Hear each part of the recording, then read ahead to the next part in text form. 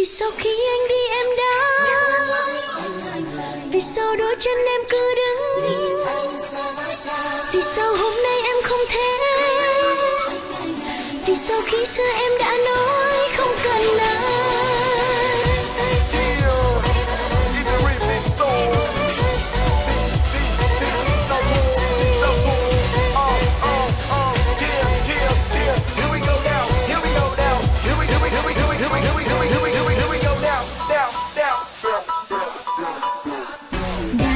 Rất lâu không có anh nơi này, hàng cây vẫn đứng chờ anh.